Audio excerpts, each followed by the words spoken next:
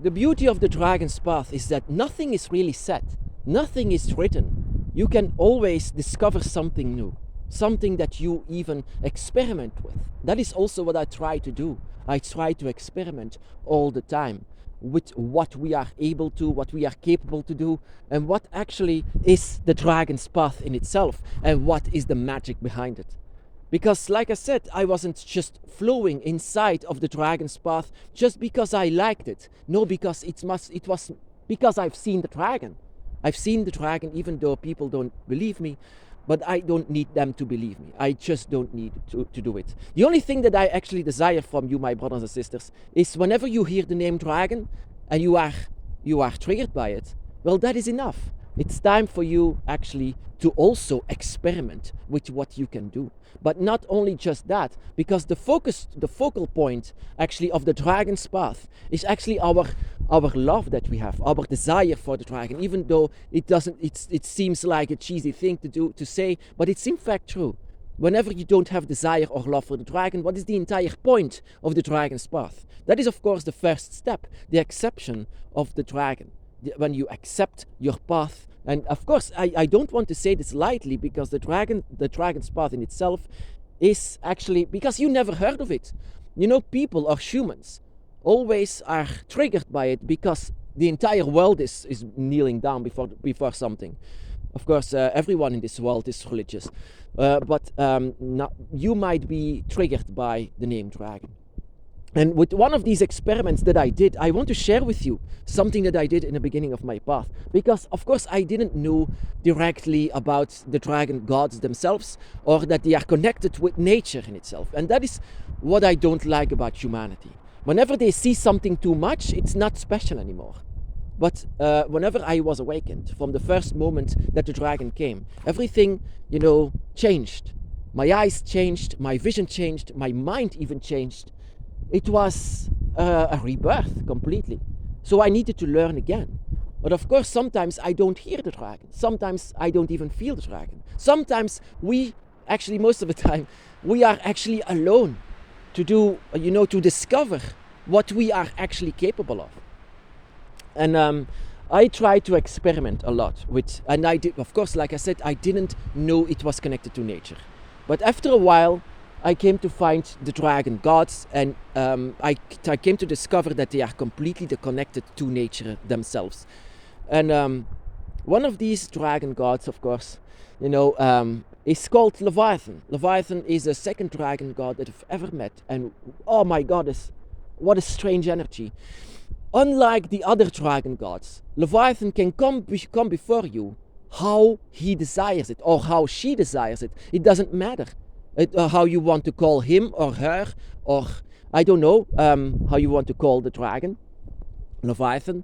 How you want to call him is actually how he comes before you. Because I've heard a lot of brothers and sisters say, Leviathan came before me like a female dragon. That is, of course, completely possible, because he decides what he wears at that moment.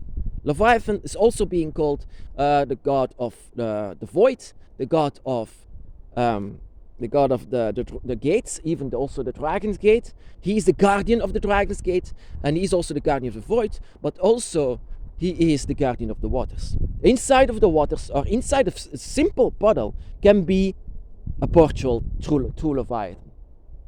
Don't believe me, that is because humanity doesn't see this anymore like it's something special. This forest is, for example, is nothing special. Because forests exist ever since they were born. Forests are not so special, but to me they are. It's like they speak to me. Ever since I was awakened, I could feel the energy inside of every single tree, like it was talking to me. It had connection with Tiamat. I could feel Tiamat inside of the forests. It was very strange, but also very beautiful. And how Tiamat comes before you is always going to be a female energy, always. And but Leviathan is not sure. It's not sure, he is sure, but you will not be sure how he will be coming before you. And I was led into, I experimented a lot, because I'm a witch, but I'm an unlikely witch. That is also what you can call the dragon witch. We are unlikely witches, simply because we don't go to gatherings, we don't read that much of books. We want to read books, but we fail every single time to find a good one to explain what we actually are, because that is what you shouldn't do.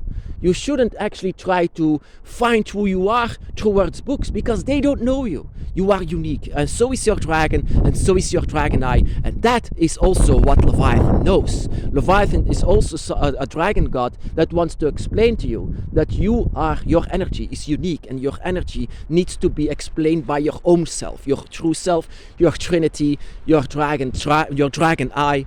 You are unique, so no one can write about you. So you are the one that needs to experiment with your magic, experiment with your energy. You're supposed to learn from it by the sight of the dragon. And sometimes we are alone, we don't feel the dragon, but you are still connected to them, and you are still awakened. There is an energy inside of you that is very draconic, and dragons are completely connected to nature. The energy and the primal force of nature lives inside of you. Even your blood is simple water. Like I said, simple water, because humanity doesn't see water as something special anymore. But whenever I was awakened, I could see something more inside of water. And whenever I was even going underneath the shower and I was having this drop on my finger, I was trying to examine it, even what this water actually is. The energy of water I was completely triggered by it. So whenever I saw a puddle, just the same as here, and I could see actually the reflection of the forest inside of it, like you see inside of this puddle. The reflection is simply not just a picture. In my first experiment was like I could see myself in it, like I was looking through it, and I was going like this. And the first time that I've ever seen this, I looked into my eyes, and my eyes were looking back at me, but my eyes were like, and that is so strange about this, it was like someone else is looking back at me. Someone, not really someone else, but this entire universe is actually one giant book with a lot of pages. We live here inside of one of these pages, and I know that the dragon realms is actually 5 pages further. Which is actually far away and quite unreachable, because we are not allowed to turn the pages. We are not allowed. But you, as a dragon witch, you are able to do that. You can glimpse yourself into the other pages towards water. And that is also what you can do as well when you go underneath the shower. Just use the energy of water.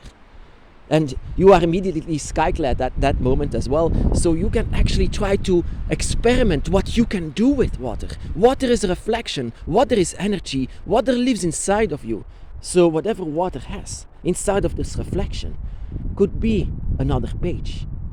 You could even see inside of this reflection, you can even see yourself as a dragon.